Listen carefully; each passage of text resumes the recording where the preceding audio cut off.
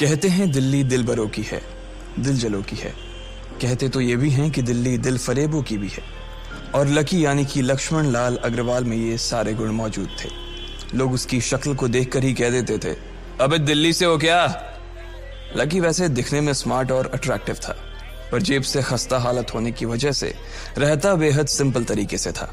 Shirt का रंग उड़ा हुआ और पैंट से पैबंद जुड़ा हुआ। कहने को तो उसकी उम्र के लड़के दिल्ली की सड़कों पर रात को मोटर बाइक दौड़ाते थे, लेकिन लकी उर्फ लक्ष्मण लाल अग्रवाल सिर्फ कमरे से कॉलेज में पढ़ाई और गर्लफ्रेंड डिंपल के साथ थोड़ा वक्त बिताना, फिर कॉलेज से दुकान से जब होम डिलीवरी आए तो वहां, और फिर घर चला जाता था। हाँ, कभी कभी जब वो किसी लड़के को खाली सड़क पर मोटर बाइक दंदनाते हुए देखता तो कहता, एक दिन अपना टाइम भी आएगा जब मैं चश्मा लगाकर बैठूंगा और पीछे डिंपल को बैठाऊंगा। देखना, जब वो मेरी कमर में अपना हाथ कसेगी और मैं तेजी से मोटरसाइकिल को इंडिया गेट के आसपास दौड़ाऊंगा तो सारे दिल्ली का दिल हम दोनों को देखकर जलेगा। दुकान में रखा हुआ बर्नॉल भी काम नहीं आएगा। लकी ने कहा और अपने हाथ में बर्नॉल की क्रीम को दबा दिया। जैसे ही उसने क्रीम को दबाया, उस क्रीम बाहर आ गई। अबे गधे, क्या कर रहा है? वो कोई स्पंज की गेंद है क्या जो उसे दबा रहा है? दुकान के मालिक ने उससे फटकारते हुए कहा और उसके सर पर एक चपत लगा दी।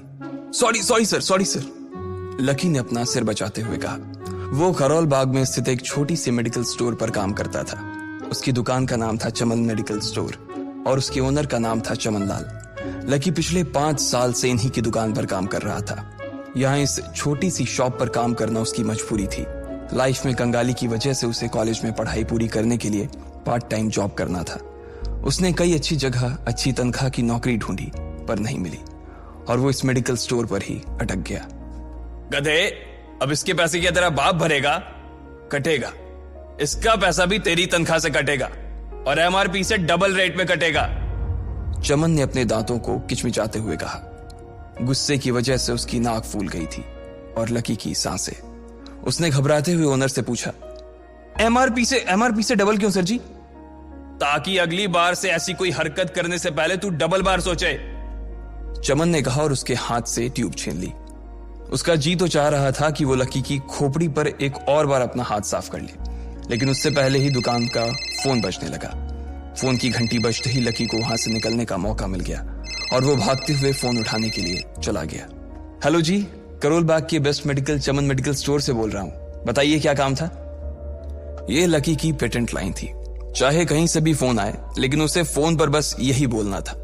जैसे ही इधर लकी ने अपनी बात कही, उधर से जवाब आया, मैं ब्लूमिंग नाइट होटल के कमरा नंबर 303 से बात कर रहा हूँ। एक छोटा सा ऑर्डर है, नोट करो और जल्दी से होटल पर डिलीवर करवा दो। वो एक लड़के की आवाज थी। उसकी आवाज में काफी भारीपन और एक अजीब सी जल्दबाजी थी। जैसे ही लकी ने वो आवाज सुनी, पता नहीं क्यों उसे वो आवाज जानी पहचानी सी लगी। जी सर, बताइए आपका क्या ऑर्डर है? हाँ तो लिखो, हार्ट प्ले के 2 पैकेट और 1 पैकेट टिश्यू। लकी, जो कि अपना पेन लेकर खड़ा था, हार्ट प्ले का नाम सुनते ही झिझक गया। असल में हार्ट प्ले नाम का एक कंडोम आता था और इसलिए उसका नाम सुनते ही लकी शर्मा गया था।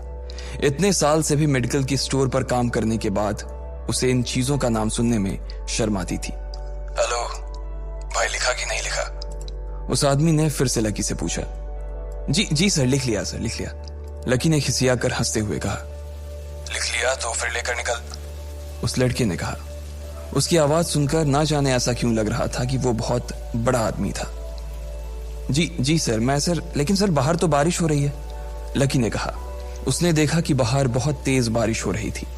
उनकी दुकान के सामने पानी भर गया था और तेज हवाओं की वजह से चमन मेडिकल स्टोर का बोर्ड भी गिर गया था।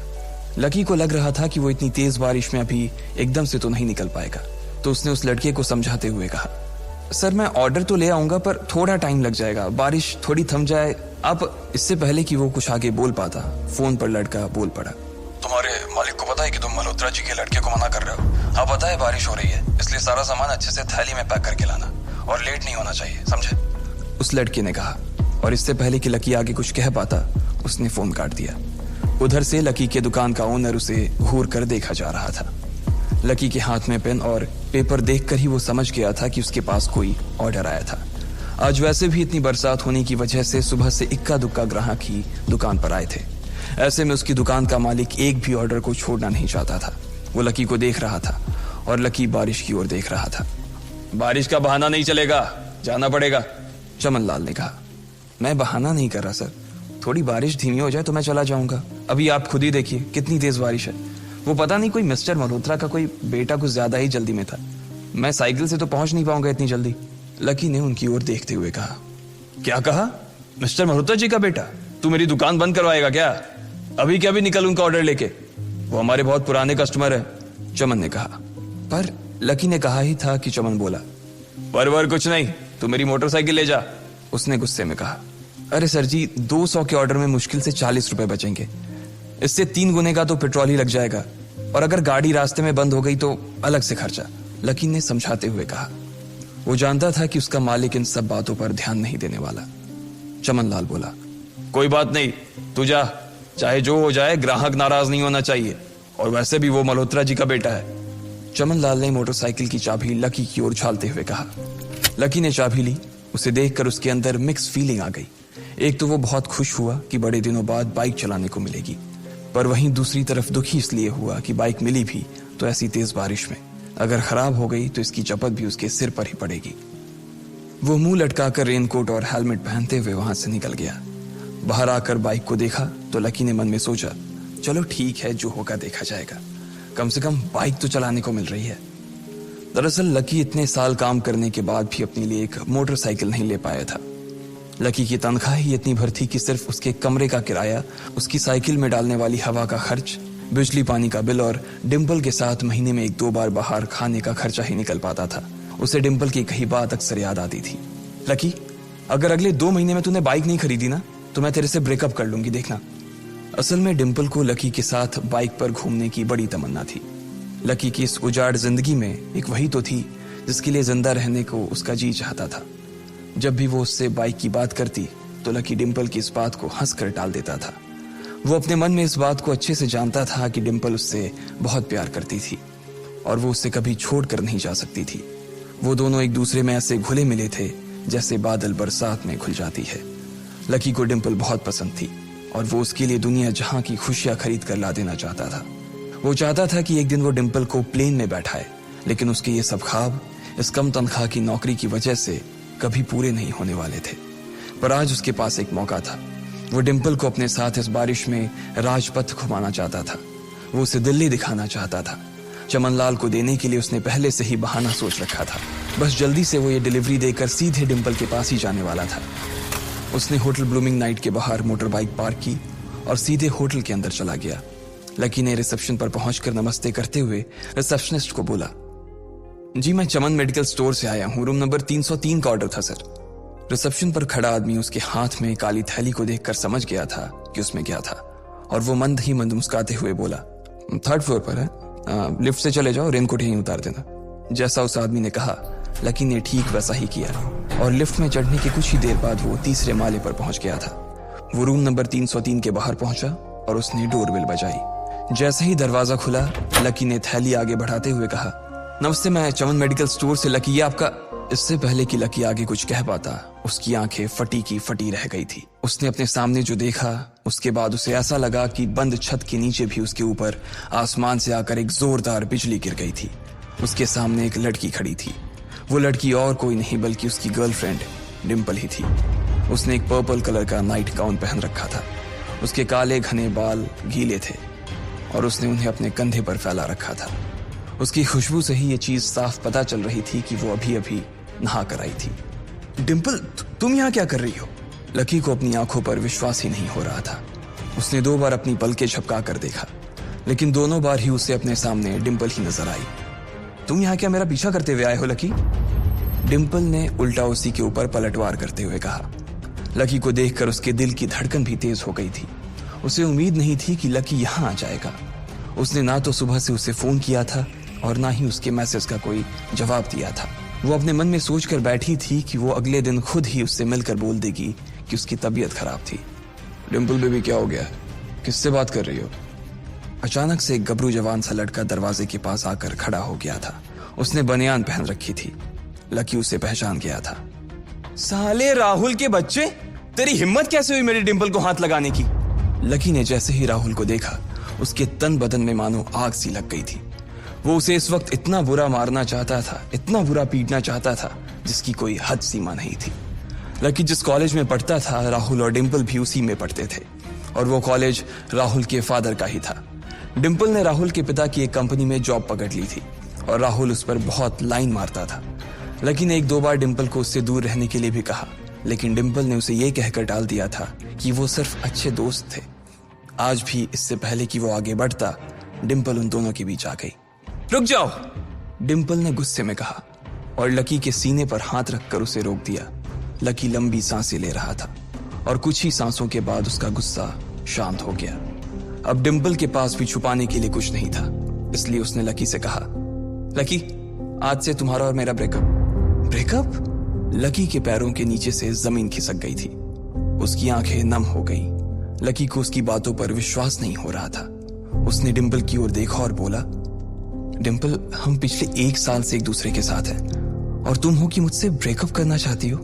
अरे मैं तो तुम्हारे लिए नई बाइक लेने वाला था। चल रहने दे, आज ही याद आई है तुझे बाइक की। अरे तेरे पास मुझे बाहर घुमाने के लिए, खिलाने पिलाने के लिए पैसे तो है नहीं। तू कहां से लेगा बाइक? और अगर ले भी लेगा तो उसमें पेट्रोल कहां से डलवाएगा? तेरी 8,000 रुपए महीने की नौकरी, उसमें होगा ये सब? लोग हंसते हैं मेरे ऊपर जब मैं सरोजनी में तेरे साथ घूमती हूँ। मैं ऐसी लाइफ नहीं जीना चाहती लकी। मैं तेरी तरह गरीब नहीं रहना चाहती। तूने मुझे फंसाया था, उल्लू बनाया था तूने मुझे, इसलिए मैंने राहुल से मैचअप कर लिया है। आज से यही मेरा बॉयफ्रेंड है, डिंपल ने गुस्से में कहा। अच्छा, तो बेबी ये है तुम्हारा वो बेकार सा एक्स बॉयफ्रेंड? राहुल ने पूछा और डिंपल के बगल में आकर खड़ा हो गया। फिर उसने लकी के हाथ से थैली उठाई और उसमें से हार्ड प्ले का पैकेट निकालकर उसे चिढ़ाने के लिए उसे हवा में लहराने लगा। बाप रे, इससे बदकिस्मत इंसान इस दुनिया में और कौन होगा? राहुल ने उसकी टांग खींचते हुए कहा। लकी के पास उसकी बात का कोई जवाब नहीं था। उसने गुस्से से डिंपल की ओर देखा और अपनी हाथों की मुट्ठी भींच ली। फिर वो वहां से निकल गया। अबे पैसे तो ले जा, सब कुछ फ्री में देता जाएगा क्या? राहुल ने जोर से ठहाके लगाते हुए कहा, लेकिन लकी बिना उसकी बात सुनते ही निकल गया। उसके दिमाग में डिंपल के कहे शब्द गूंज रहे थे। उसने कभी सपने में नहीं सोचा था कि डिंपल उसके साथ कुछ ऐसा भी कर सकती थी। जिस इंसान के लिए वो इतना कुछ करना चाह रहा था, उसे उसकी कोई कदर ही नहीं थी। लकी इतना हताश हो गया था कि बुरी तरह से रोने लगा। इस बार वो लिफ्ट से नहीं बल्कि सीढ़ियों से नीचे उतरा और एक ही एक सीढ़ी उतरने के साथ उसके आंसू आंखों से छलकते जा रहे थे। जब उसकी आवाज सुनकर कुछ लोग अपने कमरे से बाहर आए तो लकी ने तुरंत अपने आंसू पोंछे और तेजी से वहां से भाग गया। उसे जिंदगी में पहली बार प्यार हुआ था और पैसों की कमी की वजह से ना सिर्फ उसका प्यार बल्कि उसकी पूरी जिंदगी बर्बाद हो गई थी। लकी जैसे ही बाहर आया तो उसने देखा कि बाहर अंधेरा हो गया था। आसमान में तेज बिजली कड़की और बारिश जो थमी थी एकाएक फिर से झमाझम बरसने लगी। ये देख लकी के थमे हुए आंसू एक बार फिर से छलक गए। उसका दिल बुरी तरह से टूट चुका था, लेकिन उसे इस बात की खुशी भी हो रही थी। आखिर आज उसे डिंपल का असली चेहरा नजर आ गया था। वो तो उसके साथ घर बसाने की सोच रहा था, लेकिन अच्छा हुआ कि उसने पहले ही उसका घर बर्बाद होने से बचा लिया। लकी को दुख तो बहुत हो रहा था, पर उसे यह भी लग रहा था कि उसे आगे चलकर यही दुख उसे खुशी देने वाला था। लेकिन एक चीज थी जो लकी को परेशान कर रही थी, वो थी उसकी माली हालत। उसकी जेब इतनी तंग थी कि उसे फटी हुई जेब की पैंट पहनकर घूमना पड़ता था। कभी कभी तो लकी सिर्फ रोटी खाकर दिन काट लेता था। वो कब से कोशिश कर रहा था कि कोई अच्छा काम पकड़ सके, लेकिन उसे कोई काम देने को राजी नहीं था। उसने टूटे हुए दिल को दिलासा देते हुए मन में सोचा कि डिंपल पर खर्च होने वाले पैसे बच जाने से शायद उसके हालत सुधर जाएंगे, पर फिर भी वो रातों रात रईस नहीं हो जाने वाला था। उसने ऊपर आसमान की ओर देखा और जोर से चिल्लाया, अगर इतना ही अनलकी बनाना था तो फिर नाम लकी क्यों रखा भगवान? वो जितनी जोर से चिल्ला सकता था उतनी जोर से चिल्लाया। उसकी आवाज से आसपास खड़े लोग एक बार तो डर गए थे। लकी ऊपर ही देख रहा था और उसके आंसू बारिश के पानी के साथ मिल गए थे। जैसे ही वो फूट कर रोने को था, तभी उसके फोन पर एक मैसेज आया। जैसे ही लकी ने अपना फोन निकालकर उस मैसेज को पढ़ना शुरू किया, उसकी तो आंखें ही चमक गई। अचानक उसके आंसू हंसी में बदल गए और वो जोर जोर से वहीं सड़क पर नाचने लगा। उस मैसेज में लिखा था, परिवार की रिसर्च और परिवार के निर्णय के हिसाब से अग्रवाल परिवार का वारिस लक्ष्मण लाल अग्रवाल उर्फ लकी ने गरीबी अभ्यास की परीक्षा को पास कर लिया है और आज से ही वो उस जमीन और उस जायदाद का मालिक हो जाएगा जो परिवार ने उसके नाम कर रखी थी। ये एक ऐसा मैसेज था आखिर कौन था लकी? क्या थी उसकी असलियत? और वो कैसे रातों रात ही अनलकी से लकी हो गया था? आपको क्या लगता है, क्या होंगे इन सभी सवालों के जवाब? कमेंट बॉक्स में कमेंट करके जरूर बताएं। और सभी सवालों के जवाब को जानने